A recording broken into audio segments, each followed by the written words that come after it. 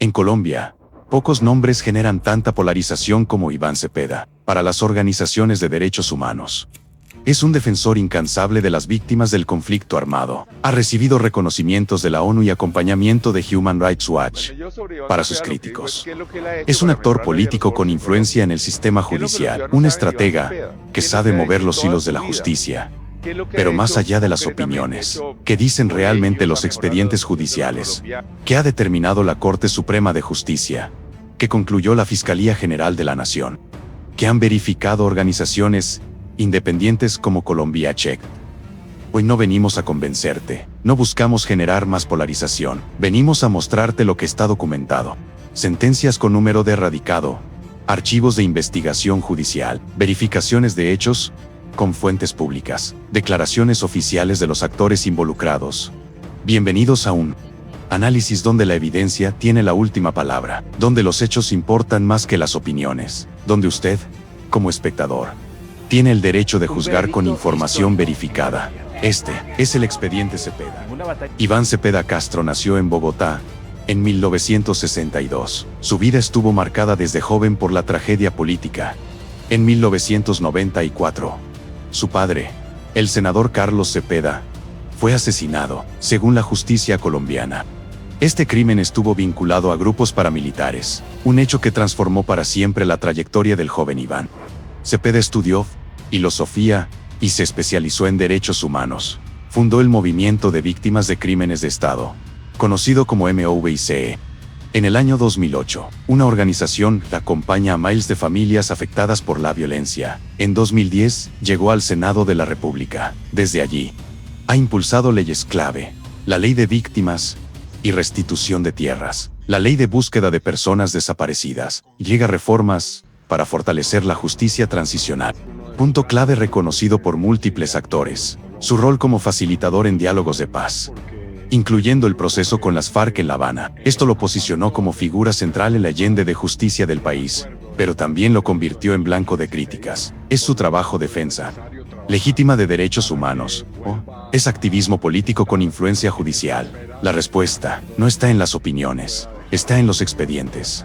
Un tema que genera controversia: las relaciones de Iván Cepeda con Cuba y su valoración de figuras como Fidel Castro. Presentamos los hechos documentados. Hecho 1. El homenaje a Fidel Castro. En noviembre de 2016, tras la muerte de Fidel Castro, Iván Cepeda visitó la Embajada de Cuba en Bogotá para firmar el libro de condolencias 49. El propio Cepeda publicó en su cuenta de Twitter una fotografía con el mensaje: hoy, rindiendo homenaje a Fidel, la Embajada de Cuba. Este gesto ha generado críticas de sectores que consideran que no debería rendirse homenaje a un líder autoritario. Sus defensores argumentan que fue un reconocimiento al papel de Cuba en el proceso de paz colombiano. Hecho 2. Declaraciones sobre Maduro. En marzo de 2013, Cepeda publicó en Twitter: Nicolás Maduro es digno sucesor de Hugo Chávez y trabajará también por la paz en Colombia. Esta declaración ha sido ampliamente cuestionada años después, dada la crisis humanitaria en Venezuela y las acusaciones de dictadura contra Maduro. En 2013, Maduro apenas iniciaba su gobierno. La crisis venezolana se agravó posteriormente. Hecho 3. Viajes a Cuba y relación con el gobierno cubano. Cepeda ha viajado múltiples veces a Cuba, en su calidad de facilitador de diálogos de paz con el ELN. Con autorización del Senado colombiano, en 2020, concedió una entrevista a Gramma, periódico oficial del Partido Comunista de Cuba, donde elogió el papel de Cuba como garante. Cuba como garante fue impecable. En esa misma entrevista, Cepeda defendió que Cuba jugó un rol fundamental, decisivo, imprescindible, en los diálogos de paz con las FARC. Reconocimiento legítimo, afinidad ideológica. Críticos argumentan: rendir homenaje a Castro muestra afinidad con regímenes autoritarios. Sus declaraciones sobre Maduro en 2013 fueron un respaldo al chavismo. Sus viajes a Cuba evidencian cercanía con el gobierno cubano. Defensores responden: el homenaje fue por el papel de Cuba en la paz colombiana, no por ideología. Las declaraciones sobre Maduro fueron en 2013, antes de la crisis agravada. Los viajes a Cuba eran parte de su rol como facilitador de paz autorizado. Los hechos están documentados. Las interpretaciones dependen de su perspectiva política. El caso más mediático, que involucra a Iván Cepeda, es la disputa judicial con el expresidente Álvaro Uribe. Para entenderlo, debemos separar tres procesos distintos. Proceso 1. Las denuncias iniciales. Desde 2008, Cepeda presentó ante la Corte Suprema testimonios que vinculaban a paramilitares con políticos aliados de Uribe. Esto derivó en la investigación conocida como parapolítica. Cepeda actuaba como vocero de víctimas. Su argumento: existen patrones de colaboración entre actores ilegales y funcionarios públicos. La Corte abrió investigaciones. Varios congresistas fueron condenados. Proceso 2. La querella de Uribe. En 2015. Álvaro Uribe demandó a Cepeda por presunta injuria. Argumentó que el senador lo vinculó falsamente con paramilitares. La Fiscalía asignó el radicado 58832. Tras 3 años de investigación, en 2018, la Fiscalía solicitó cerrar el caso contra Cepeda. Motivo: falta de mérito para continuar. El senador Cepeda ejercía legítimamente su derecho a la denuncia en el marco de sus funciones constitucionales. Concepto Fiscalía General, 2018. Proceso 3. El giro histórico de 2024.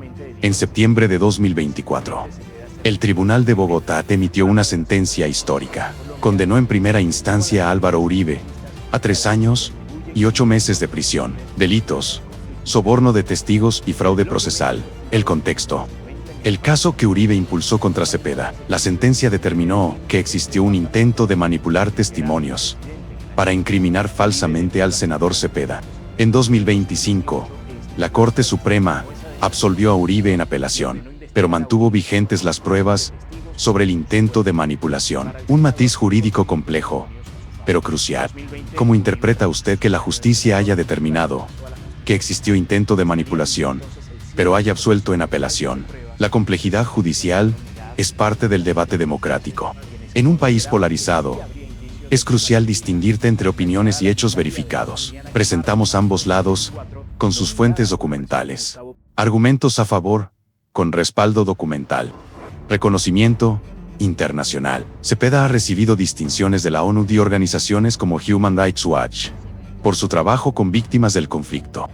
Legislación verificable. Ha sido ponente de leyes aprobadas por el Congreso, como la Ley de Búsqueda de Personas Desaparecidas, una norma que beneficia a muchas familias. Medidas de protección oficiales. La Unidad Nacional de Protección ha asignado esquema de seguridad por amenazas verificadas, un indicador objetivo de riesgo documentado. Contexto judicial primero. Investigación archivada. En 2018. La Corte Suprema archivó la investigación contra Cepeda por presunta manipulación de testigos. Determinó que no había mérito para continuar. Tercero. Polarización política documentada. Sus opositores argumentan que sus denuncias tienen sesgo ideológico. Cepeda responde que su criterio es la evidencia de víctimas. Ambas posturas son parte del debate democrático. Nuestro deber periodístico no es decirle qué pensar, es mostrarle que está documentado, que ha decidido la justicia, y llega que afirmaciones han sido verificadas por terceros independientes. La democracia se fortalece con información, no con gritos. El caso Cepeda trasciende a la persona. Refleja tensiones estructurales de Colombia. Según Latinobarómetro 2023, solo el 23% de los colombianos confía en la justicia ordinaria. El 67% considera que los procesos judiciales son influenciados por factores políticos. Según Indepaz, Colombia sigue siendo uno de los países más peligrosos para defensores de derechos humanos. Más de 1.500 defensores han sido asesinados desde 2016. La figura de Cepeda simboliza un debate más amplio: cómo equilibrar el derecho a la denuncia con el debido proceso, cómo proteger a quienes exponen violaciones de derechos humanos, sin convertir el sistema judicial en arena política.